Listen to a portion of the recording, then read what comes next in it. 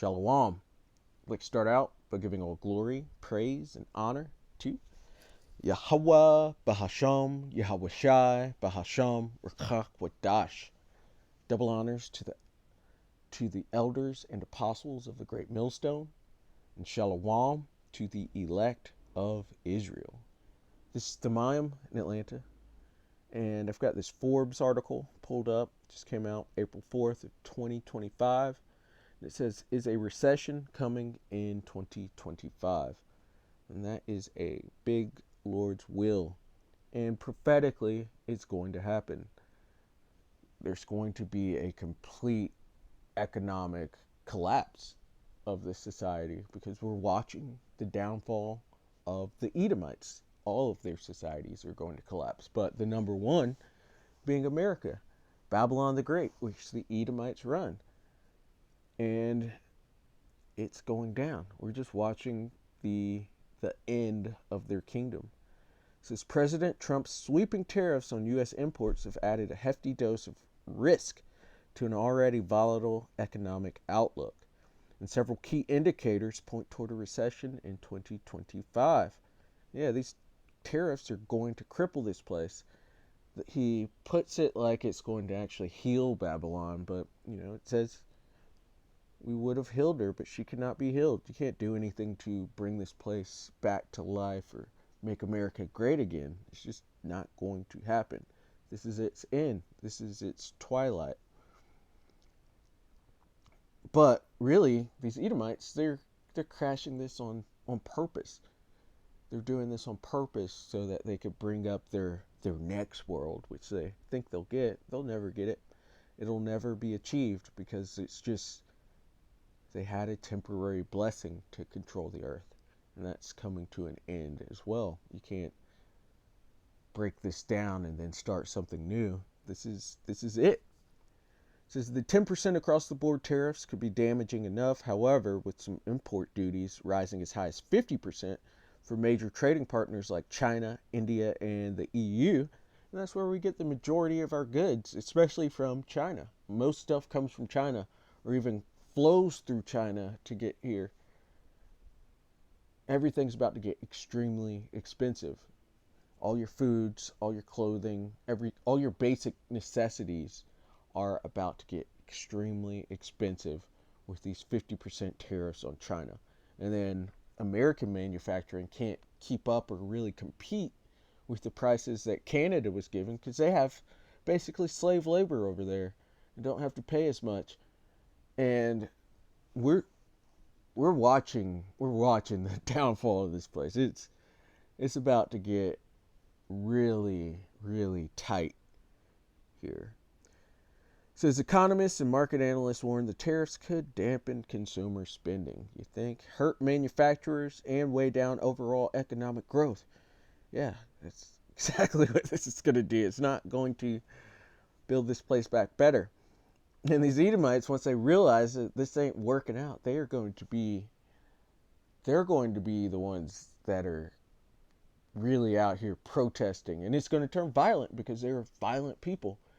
The Elder Abba just did a lesson going through Atlanta yesterday during these protests. It was mostly Edomites out there that were in the know of how bad this is about to turn out. And then there's Jake on the other side just having fun. But this is going to turn to mourning for everyone. And these Edomites are going to lose it when they see their kingdom coming to an end. And they're seeing all these lies exposed, and they're realizing that they've just inherited lies, and just that this is a kingdom of lies, and that they're about to get judged for what their elite have done. And really, they've done it too. But they're going to lose it. They're not going to be able to keep it together. It says add rising inflation, and that's just the value of the dollar dropping, aggressive interest rate policies, and mounting consumer debt to the growing political uncertainty and the likelihood of a recession before year end increases substantially. And then you got to remember you're coming into World War III as well. It says what can consumers and investors do by exploring the primary recession triggers and potential consequences of an economic downturn? We can consider practical strategies to endure the approaching economic turbulence. And this is really just sit back for the elect, sit back and watch your enemies fall. Sit back and watch your enemies be taken down. And the Lord's going to keep his men safe and their families. He said, my servant shall eat, but everybody else is going to be hurting. We're going to be laughing at these Edomites crying and wailing as their society collapses. And they realize, as they start to really realize and take it in, that they are the Edomites. They're the bad people in the Bible. They're the people of his curse to judgment. Well, getting back to this, it says what causes a recession? The National Bureau of Economic Research, the NBER, defines a recession as a significant decline in economic activity spread across the economy. And so you're going to have a lot less spending, people buying a lot fewer cars, people being a lot more conscious of the foods that they're buying and where they're putting their money, saving. People will be saving more instead of just spending it frivolously, which will affect the economy and the GDP, basically. It says a significant decline in economic activity spread across the economy, lasting more than a few months. It says back to back consecutively. Normally visible in real GDP, real income, employment, industrial production, and wholesale retail sales. While this definition clarifies identification, the causes require deeper examination to understand our current predicament. And look, it's advertising medicines because these people are about to be on all sorts of medicines to try to keep them sane in these times. High inflation. Persistently high inflation erodes purchasing power and forces complex adjustments throughout the economy, because that's the value decreasing, which erodes your purchasing power. You're not going to be able to buy as much as you could yesterday or the year before, 5 years before, with the same dollar. It says when prices rise faster than wages, which is always, when have you never seen that? But especially since 2020, we have seen inflation, and they keep saying they're going to fix it, but they can't fix it. They can't heal Babylon. It says when prices rise faster than wages, consumers must either reduce consumption, deplete savings, or increase debt. Most people live way outside of their means with crazy credit card debt and these different leverages for their money. They're going to have a hard time actually reducing because they're going to still have to pay these things off. It says when prices rise faster than wages, consumers must either reduce consumption, so have a less expensive car, or get smaller rent, less rent with a new place that's smaller, or in a worse area, the crime's going to come as well.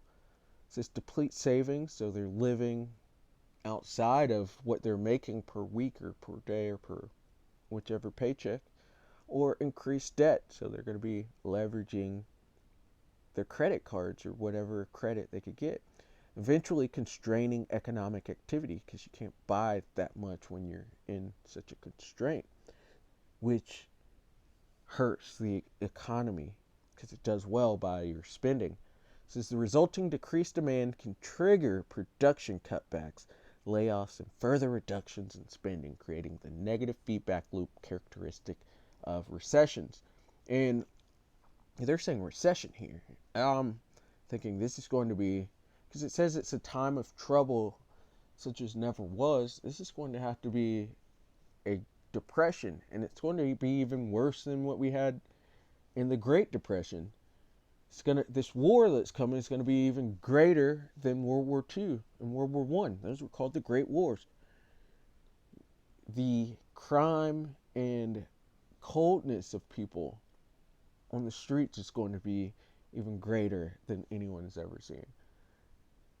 Esau's just not fully letting out how bad this is about to be. It says current data shows that while inflation has moderated from its 2023 peak of 9.1%, the first quarter of 2025 has witnessed an unexpected resurgence, with the consumer price index climbing above 4.2%. And it says unexpected resurgence. There's going to be all sorts of unexpected calamities that are going to come. This is a divine judgment that we're coming into, so you can look for maybe this food plant burnt down here, so all the chickens are way more expensive, or this other manufacturer burnt down here because they're purposely trying to sink everything, collapse this place. So you're gonna have both manufactured calamities that occur that are gonna add on to the misery of this place, and then you're gonna have divine, which is even the manufactured calamities. They're coming through the Lord on the left hand side, and then He's just gonna have some crazy things happen as well, because we're going to see apparitions and all sorts of unexplained activity, and it's all going to pile on to the downfall of Esau's kingdom. This is going to be huge, since this persistence suggests inflation may become entrenched in parts of the economy, particularly in services, housing, and food sectors, which typically prove resistant to monetary policy interventions. Interest rate hikes, and so when the interest rates are low, people buy more, but there's going to be hikes as well because they're not getting that type of spending, so they're going to raise it, which that's all. They play around with this stuff a lot, but going back to it, interest rate hikes, higher interest rates increase borrowing costs for businesses and consumers. So you're going to have lower business startups and higher prices for consumers with less competition. It says reducing capital investment and discretionary spending. The real estate market typically suffers first as mortgage rates climb and housing affordability declines.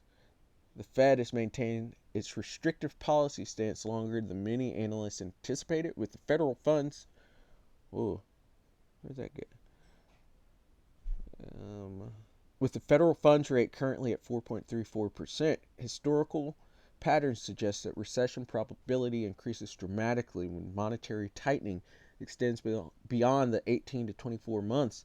With the tightening cycle approaching its 30th month, we've entered a statistical danger zone that has preceded 7 of the last 9 recessions since 1960. This is going to be wild.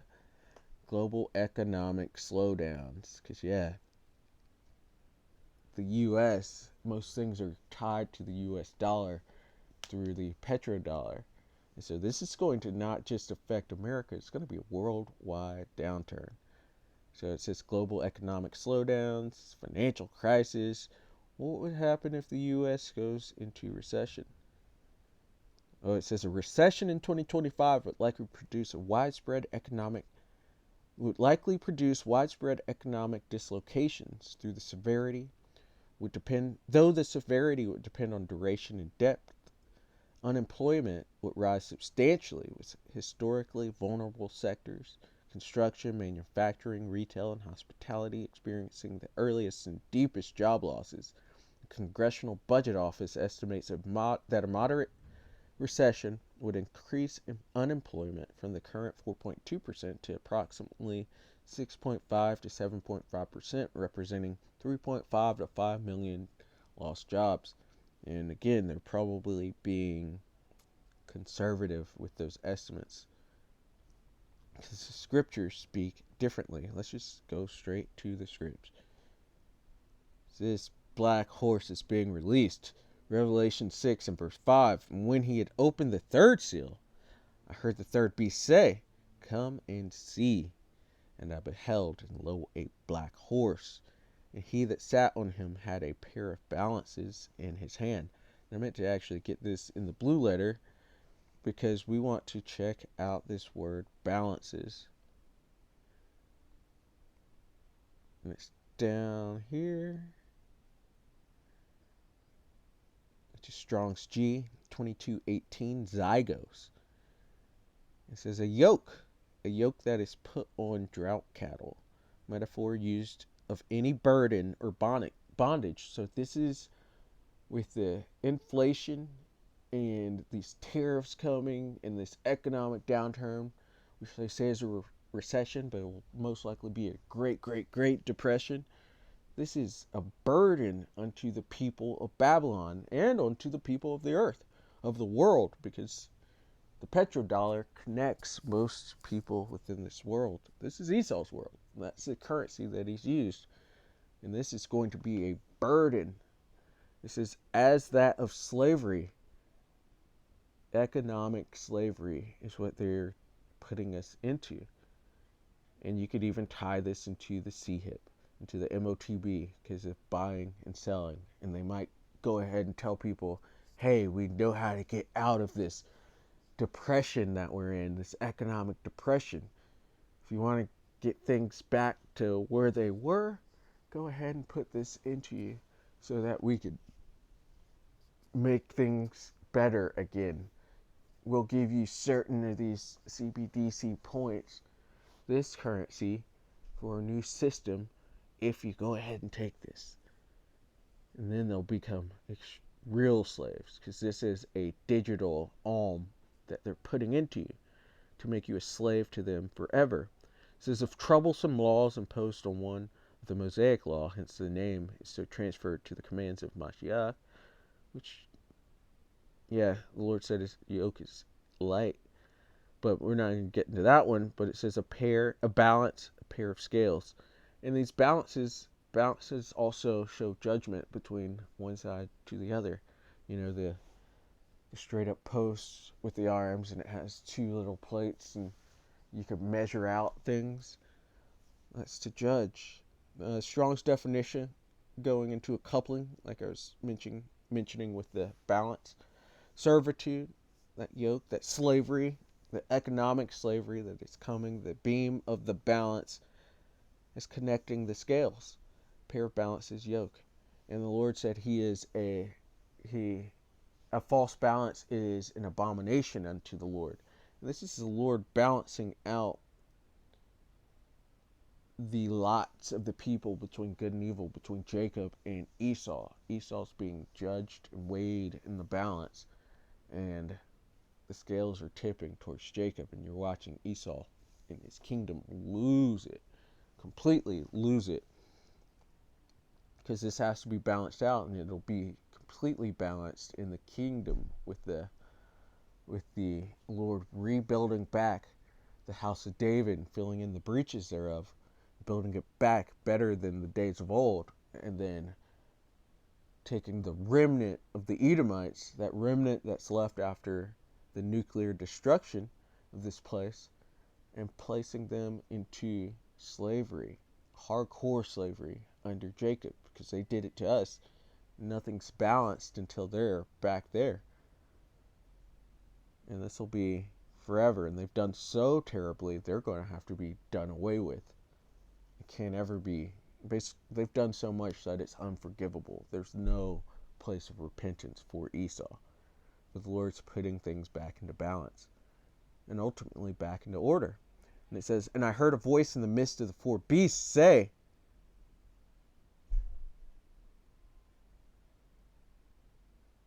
Salakia.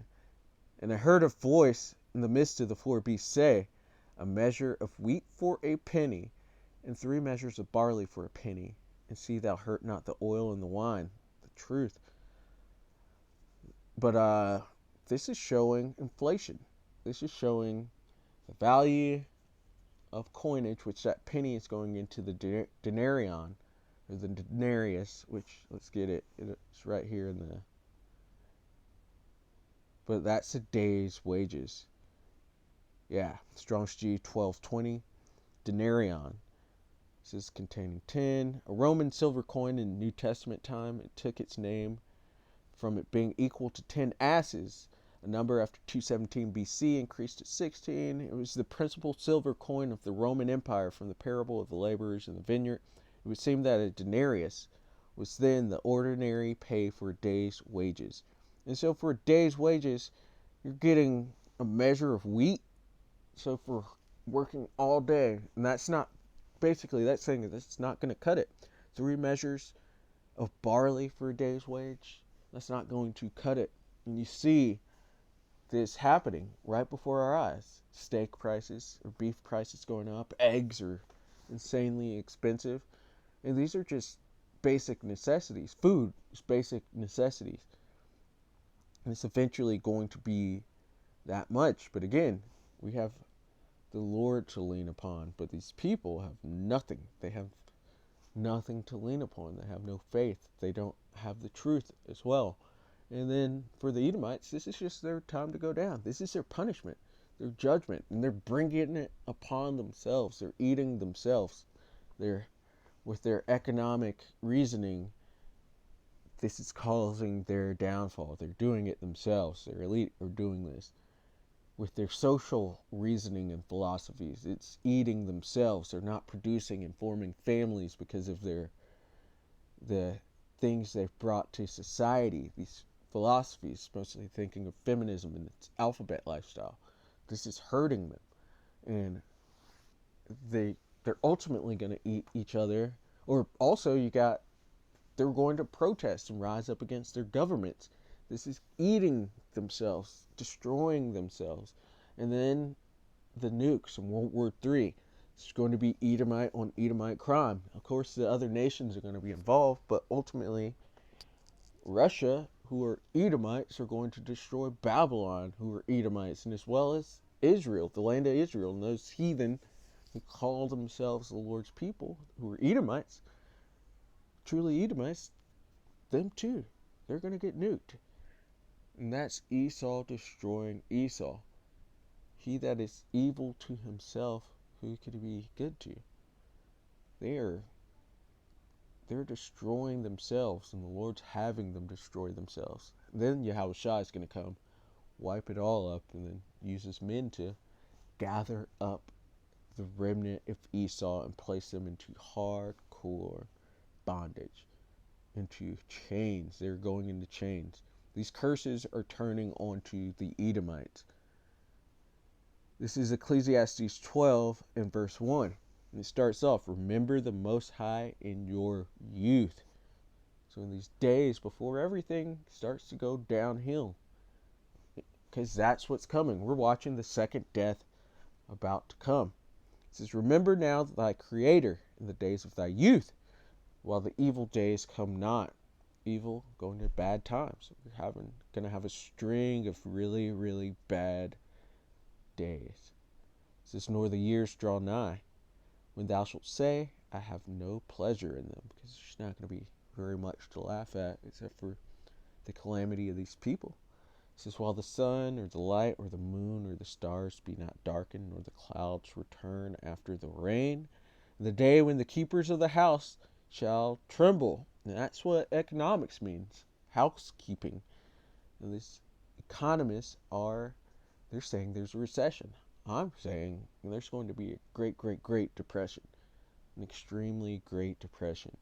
And the scripture telling you, in the day when the keepers of the house shall tremble, all these economists and financial prognosticators, we could call them, they're seeing, because they do projections and analysis of the economy, and they're seeing that these signs, these indicators are not looking good, and it got them scared, shook. And it says, and the strong men shall bow themselves, and the grinders cease. The grinders going into jobs. They cease because they are few. There's going to be few jobs out here, and high prices for food, or your basic necessities, food, water, shelter. All that's going to be extremely high. And those that look out of the window be darkened. It's a terrible economic outlook that they're seeing. It's just looking black. Black. And those that look out of the windows be darkened. Your future, it's not looking good. It even goes into Zechariah, where it speaks of their eyes and their tongues melting away. Their eyes seeing the future. There is no future for this place. It says, and the doors shall be shut in the streets when the sound of the grinding is low. There ain't going to be no jobs out here. There'll be some people will be fine, but it's still going to be difficult. It's going to be extremely difficult. And then they're going to offer that MOTB, telling you peace and safety. And then sudden hell shall break out. And it says, and he shall rise up at the voice of the bird, and all the daughters of music shall be brought low. And you know music is terrible these days compared to what it was.